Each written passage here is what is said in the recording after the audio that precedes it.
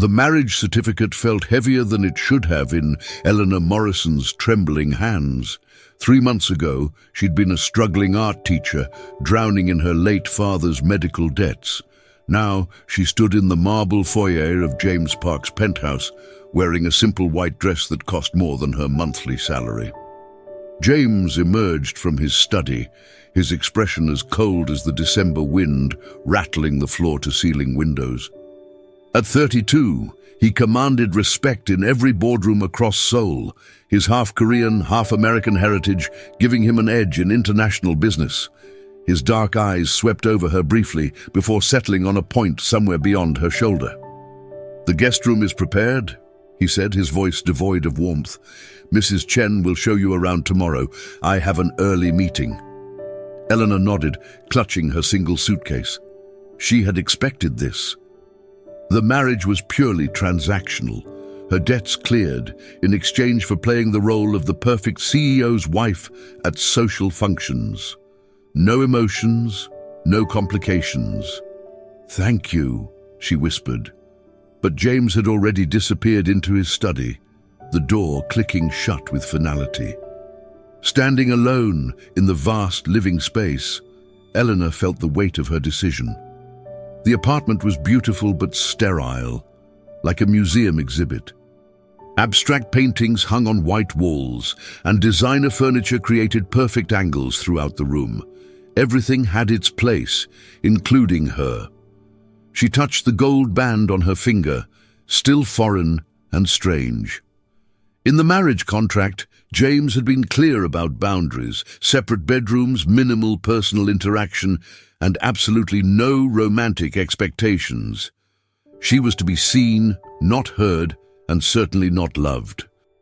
Outside, Seoul's skyline glittered with promise, but inside this gilded cage, Elena wondered if she had traded one prison for another. 3 weeks into their arrangement, Elena had memorized the rhythm of James's life. He left at 6:30 each morning, returned after 9 each evening, and spent weekends locked in his study. They shared perhaps 10 words daily, usually about schedules or household matters. Mrs. Chen, the elderly housekeeper, became Elena's only companion. The Korean woman spoke broken English, but possessed infinite kindness, often leaving Eleanor's favorite tea by her bedroom door with gentle smiles. "Mr. Park, he not always so cold," Mrs. Chen whispered one afternoon while arranging flowers. "Before he different man." Elena looked up from her sketchbook, curious. "Before what?" Mrs. Chen's face clouded.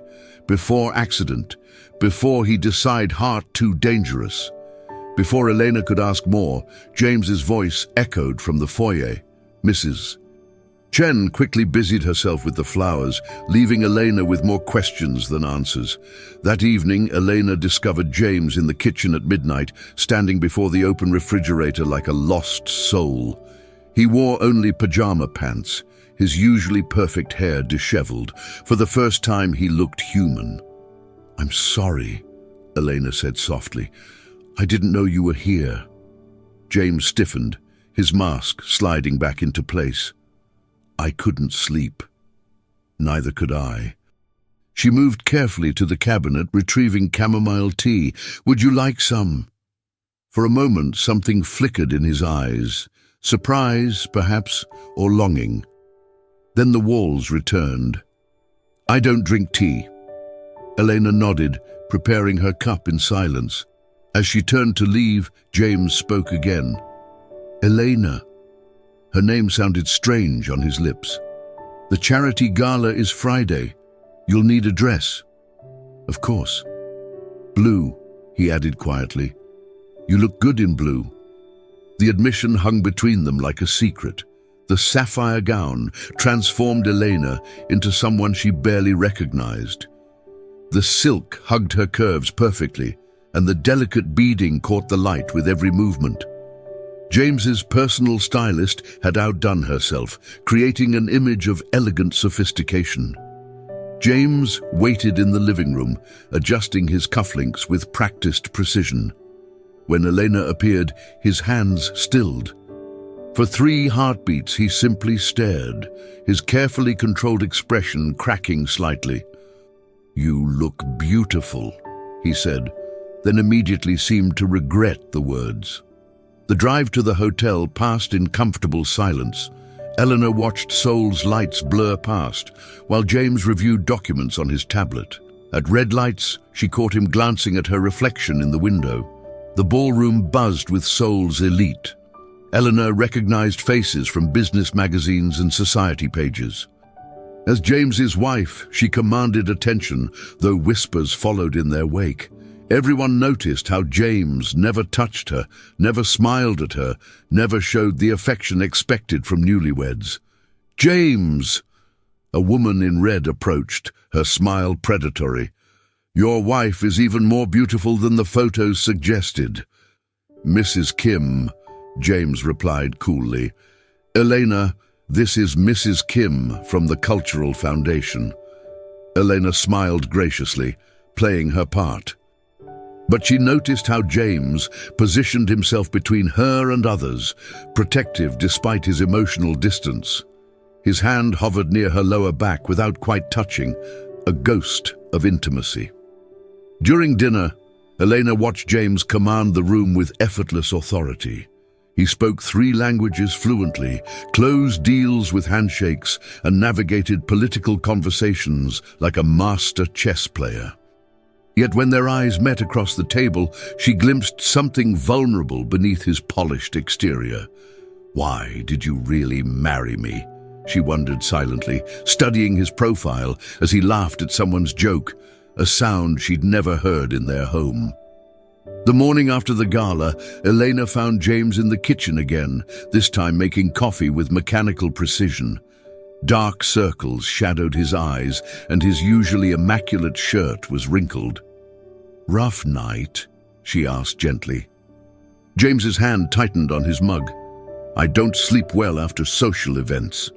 Elena poured herself orange juice, considering her words carefully. "You were different there, more alive." "It's a performance," he said flatly. "Everything is. Even this marriage." The question hung between them like a challenge. James set down his mug with deliberate control, his knuckles white against the marble counter. "Especially this marriage." Eleanor felt the sting of his words but pressed on. "Mrs. Chen mentioned an accident." James's entire body went rigid. "Mrs. Chen talks too much. She cares about you." "She shouldn't." James moved toward the door, then stopped. "Elena, don't mistake kindness for something more. This arrangement works because we both understand the boundaries." But as he spoke, Elena noticed his hands trembling slightly. Whatever had happened to him ran deeper than mere emotional unavailability. This was trauma, carefully buried but still bleeding. That afternoon, while James attended meetings, Elena explored the apartment more thoroughly. In his study, she discovered a locked drawer in his desk. She didn't try to open it, but something about its presence nagged at her. Mrs. Chen found her there, dusting the bookshelf. "You want to know about Mr. Park," the older woman observed. "I want to understand him." Mrs. Chen glanced toward the door, then moved closer.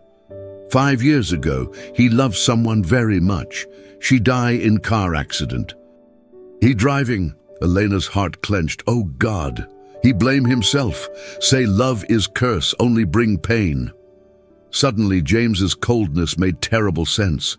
Elena couldn't stop thinking about Mrs. Chen's revelation. That evening, she watched James with new eyes as he mechanically ate dinner, his movements precise but joyless. Every gesture seemed designed to maintain distance, to prevent connection. "James," she said softly, "if you ever want to talk, I don't." His response was immediate, final. But later that night, Elena heard sounds from his study, not the usual typing or phone calls, but something that sounded suspiciously like crying. She stood outside his door for 10 minutes, hand raised to knock, before retreating to her room. The next morning, Mrs. Chen was unusually quiet while preparing breakfast. When James left for work, she approached Elena with obvious reluctance. "I show you something," she whispered, leading Elena to James's study. From behind a row of business books, Mrs. Chen retrieved a silver frame face down. She handed it to Elena with shaking hands. The photograph showed James from 5 years ago, his arm around a beautiful Korean woman with bright eyes and an infectious smile. But it was James who took Elena's breath away. This version of him radiated joy, his face open and unguarded, his smile genuine and warm. He looked like a completely different person. Her name was Sujin, Mrs. Chen said quietly. They planned to marry. Elena traced the glass with her finger, studying the man she'd married. What happened? Rain, dark road. She died instantly. Mr. Park, he survived with small cuts. But inside, Mrs. Chen touched her chest. Inside, he died too. Elena understood now why James flinched from touch, why he built walls around his heart. He wasn't cruel. He was terrified. Terrified of loving again, of losing again, of surviving another person's death. He think he curse, Mrs. Chen continued. Think everyone he loved will die. Elena stared at the photograph, finally understanding the man she'd married. Armed with new understanding, Elena began noticing details she'd missed before. How James always checked that she'd eaten before leaving for work. How he ensured her favorite coffee was always stocked. How he positioned himself between her and potential threats at public events. He was protecting her, even from himself. Elena started leaving small gestures of her own. Fresh flowers in his study, his preferred newspapers folded neatly by his coffee, homemade soup when he worked late, left outside his door with a simple note, "In case you're hungry." James never acknowledged these offerings directly, but they always disappeared. One rainy Thursday, Elena discovered James standing at the living room window, watching water stream down the glass. His reflection looked haunted, lost in memories she now understood. "The rain bothers you," she observed quietly. James didn't turn around. "It should have been me." "No," Elena said firmly. "It shouldn't have been anyone." "You don't understand." "I understand survivor's guilt." Elena moved closer, careful not to touch. "My father died of cancer. I spent months wondering if I'd done enough, if I'd missed signs, if I could have saved him somehow." James finally looked at her, surprise flickering across his features. "The guilt nearly destroyed me," Elena continued, "until I realized that loving someone doesn't make you responsible for every bad thing that happens to them." "It's different," James said roughly. "I was driving. I chose that road, that time. You chose to live your life. That's not a crime." James's hands clenched at his sides. "Everyone I love dies, Elena. Everyone." "So you decided to stop loving?" "Yes." Elena's heart broke for this broken man who'd convinced himself that isolation was safety. "That's not living, James. That's just existing." The conversation ended there, but something had shifted between them. James announced his departure for Tokyo with characteristic brevity. "I'll be gone for a week. Mrs. Chen will take care of everything." Elena nodded, surprised by the disappointment that settled in her chest. She'd grown accustomed to their quiet coexistence, the subtle dance of two people learning to share space without sharing hearts. The apartment felt cavernous without his presence. Elena found herself listening for his footsteps, expecting to see him emerge from his study. Even his cold politeness had become a comfort. On the third day, Mrs. Chen fell ill with flu. Elena insisted the older woman rest while she managed the household. It felt strange, caring for James's space in his absence, but also oddly intimate. She watered his plants, organized his mail, and ensured everything remained exactly as he'd left it. That evening, her phone rang. James's name appeared on the screen, and Elena's heart skipped unexpectedly. "Elena?" His voice sounded tired across the international connection. Is everything all right? Mrs. Chen mentioned she was sick. I wanted to ensure you had everything you needed. The concern in his voice was subtle but unmistakable. I'm fine. Taking care of her, actually. A pause. You don't have to do that. I want to. She's been kind to me. Another pause, longer this time. Thank you. James? Elena gathered her courage. Are you eating properly? She heard what might have been a soft laugh.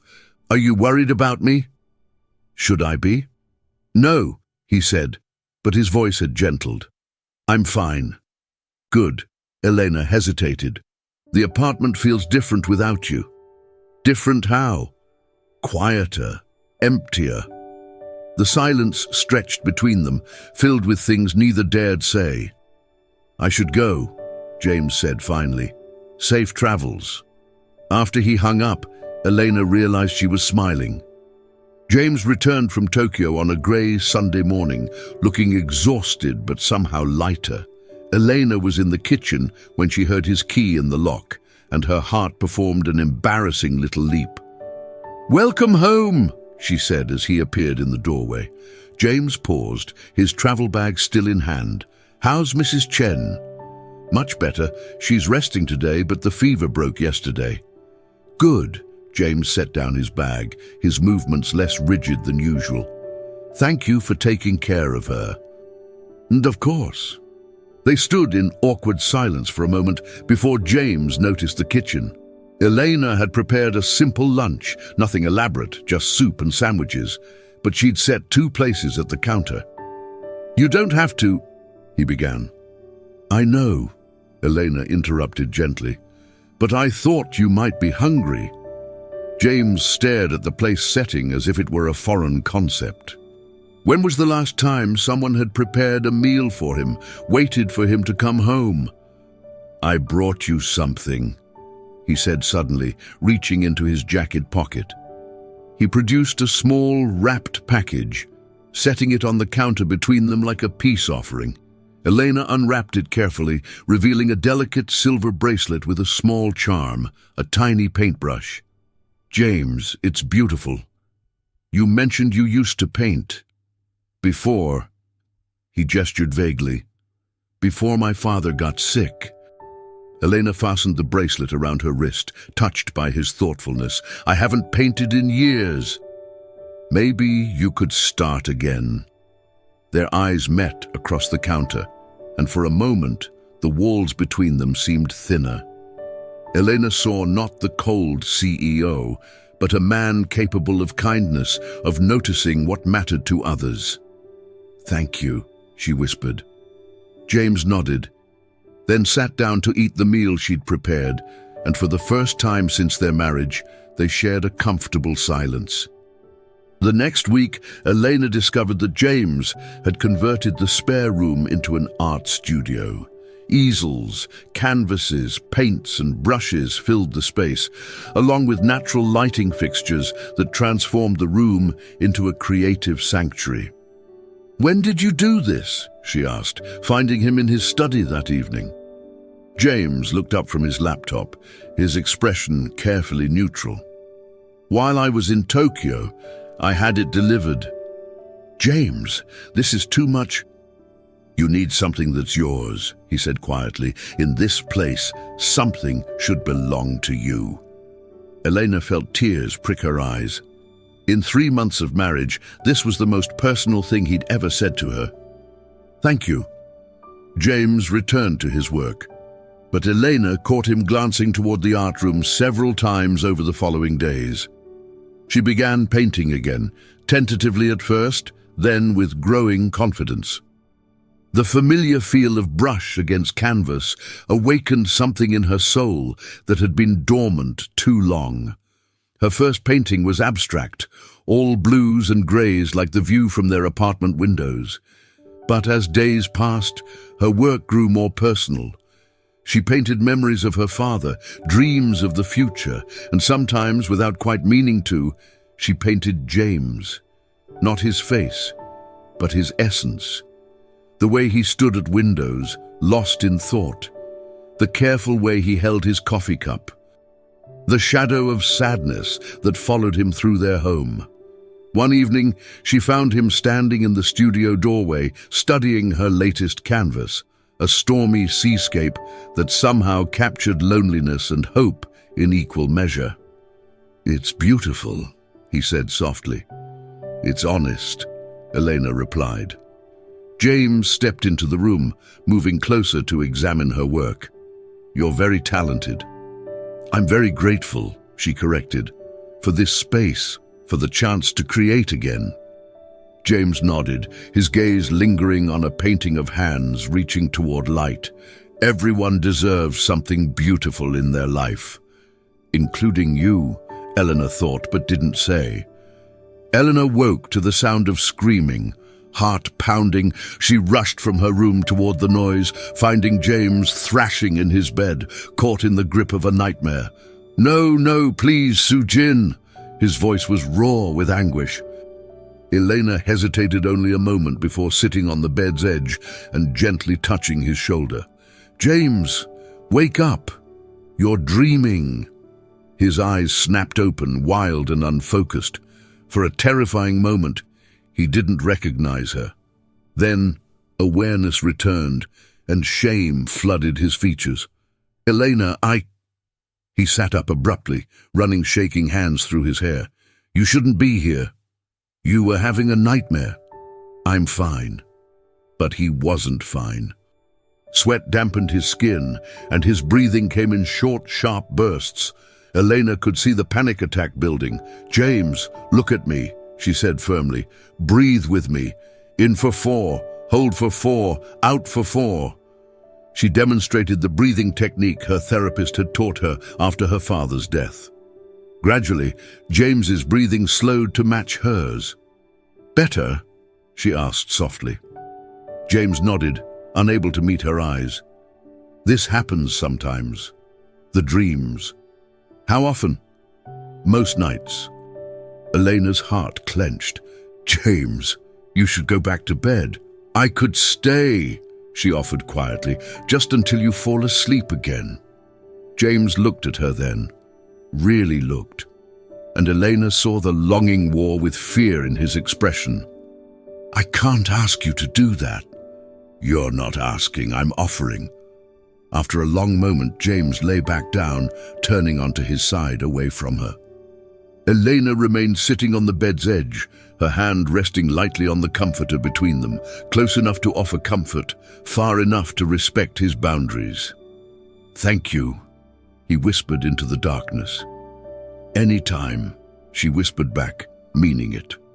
3 months after their wedding, James's company celebrated its 15th anniversary with an elaborate party. Elena wore emerald green this time, and James's appreciative glance when she emerged from her room sent warmth spreading through her chest. The party was larger than the charity gala, filled with international clients and media representatives. Elena had grown more comfortable in her role as James's wife, learning to navigate conversations about art, culture, and business with equal grace. "You've changed," observed Mrs. Kim, the woman in red from their first gala. "You seem more settled." Elena smiled diplomatically. "I'm learning to appreciate soul." "And your husband? Are you learning to appreciate him as well?" The question was loaded with gossip-hungry intent, but Elena answered honestly. Every day. Across the room, James was deep in conversation with potential investors, but Elena noticed how his gaze found her periodically, checking to ensure she was comfortable. When an overly aggressive businessman cornered her near the bar, James appeared within moments, smoothly extracting her from the situation. "Thank you," she murmured as he guided her toward the balcony. "He was making you uncomfortable." "You were watching." James's jaw tightened slightly. "I always watch. It's my job to protect you." "Is that what this is? A job?" James turned to face her fully, and Elena saw something shift in his expression. "It started that way." "And now?" Before James could answer, a commotion erupted inside the ballroom. Raised voices, the crash of breaking glass, and then a child's cry. They rushed back inside to find chaos near the entrance. A young boy, perhaps 7 years old, stood in the center of the crowd, tears streaming down his dark face as security guards approached him. Elena's breath caught. The child looked terrified, lost, and heartbreakingly alone. Without thinking, she broke away from James and pushed through the crowd. "Hey, sweetheart," Elena said softly, kneeling in front of the frightened boy. "What's your name?" The child looked up at her with wide, tear-filled eyes. "Marcus," he whispered. "Hi, Marcus. I'm Elena." She kept her voice gentle, non-threatening. "Are you hurt?" Marcus shook his head, but his small body trembled. "I can't find my mama." Elena's heart clenched. Around them, the crowd murmured with curiosity and impatience. Security guards hovered nearby, unsure how to handle a lost child at a corporate event. "We'll find her," Elena promised, extending her hand. "Will you come with me?" Marcus hesitated, then placed his small hand in hers. Elena stood slowly, acutely aware of the stares and whispers surrounding them. A black child at Seoul's most exclusive business event was unusual enough to draw attention. James appeared at her side, his expression unreadable. "Elena, this is Marcus," she said firmly. "He's lost his mother." Elena expected James to delegate the situation to security or hotel staff. Instead, he crouched down to Marcus's eye level. "Hello, Marcus," James said gently. "I'm James. Can you tell us what your mama looks like?" Marcus wiped his nose with the back of his hand. "She's pretty. She has a blue dress and sparkly earrings." James nodded seriously. "That's very helpful. Would you like some ice cream while we look for her?" Marcus's eyes widened. "Ice cream?" "The best ice cream in Seoul," James confirmed, standing and offering his hand. To Elena's amazement, Marcus took James's hand without hesitation. As they moved toward the hotel's restaurant, Elena caught the shocked expressions of several guests.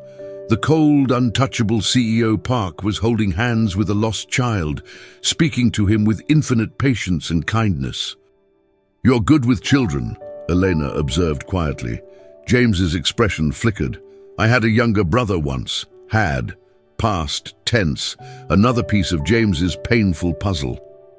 While Marcus ate ice cream with the focused intensity of childhood, James made discreet inquiries about missing guests. Within 20 minutes, they located his mother, Dr. Sarah Johnson, a pediatric surgeon attending the party as a guest of one of James's international partners. "Marcus, Doctor." Johnson rushed toward them, relief and panic warring in her expression. "Oh, baby, I was so scared." Marcus launched himself into his mother's arms, chocolate ice cream forgotten. "Mama, the nice lady and the nice man helped me." Dr. Johnson looked up at Elena and James with tears in her eyes. "Thank you so much. I turned around for 1 second to speak with a colleague, and he was gone. I've been searching everywhere." "Children are quick," Elena said warmly. "The important thing is, you're reunited." "Marcus has been telling us about his favorite dinosaurs," James added, and Elena noticed how naturally he'd interacted with the boy throughout their wait. Dr. Johnson smiled through her tears. "He loves paleontology. Wants to be a paleontologist when he grows up." "That's an excellent goal," James said seriously to Marcus. "Dinosaurs are fascinating." As mother and son prepared to leave, Marcus suddenly broke away from his mother and ran to Elena, wrapping his small arms around her waist in a fierce hug. "Thank you for helping me," he whispered against her dress. Elena's eyes filled with tears as she hugged him back. "You're so welcome, sweetheart." Then, to everyone's surprise, Marcus turned to James and hugged him too. James went rigid for a moment before carefully returning the embrace, his large hands gentle on the child's small back. "You're nice," Marcus declared. "I like you." James's voice was rough when he replied, "I like you too, Marcus." As they watched the reunited family leave, Eleanor noticed James wiping his eyes discreetly. "You okay?" she asked softly. "Fine," he said, but his voice cracked slightly on the word. The ride home passed in contemplative silence. Elena kept replaying the evening's events. How naturally James had comforted Marcus. How gentle he'd been. How the child had trusted him instantly. This was a side of James she'd never seen before, tender and paternal. Back in their apartment, James poured himself a scotch and stood at the living room window, still in his formal suit, but somehow diminished. "You were wonderful with Marcus," Eleanor said, settling onto the couch. James's shoulders tensed. "Children are innocent. They deserve protection." "You mentioned having a brother." James took a long sip of his drink. "David, he was 8 years younger than me." "Was." Eleanor's heart sank. "What happened?" "Leukemia. He died when he was 12. James's voice was flat, emotionless. "I was supposed to take care of him while our parents worked. I was supposed to notice the signs earlier, get him to doctors sooner. James, childhood leukemia isn't—" "I failed him." James turned from the window, his eyes haunted. "Just like I failed Soo Jin. Everyone I'm supposed to protect dies." Eleanor stood slowly, understanding flooding through her. "Is that why you married me? To protect me by keeping me at distance?" "I married you because you needed help, and I needed a wife for appearances. Nothing more." "Liar." James's glass stopped halfway to his lips. "Excuse me? You're lying. To me and to yourself." Elena stepped closer, her heart pounding. "You watch over me constantly. You notice what I need before I ask. You created an art studio because you thought I needed something beautiful. You married me because you couldn't bear to see another person suffer. Elena, you're not cursed, James. You're just human. Humans can't control everything, can't prevent every tragedy. But that doesn't mean we stop caring." James set down his glass with shaking hands. "I can't lose anyone else. So you decided to never really have anyone?" "Yes." Eleanor's heart broke for this man who'd convinced himself that love was a curse rather than a gift. "That's not living," she whispered. "That's just surviving."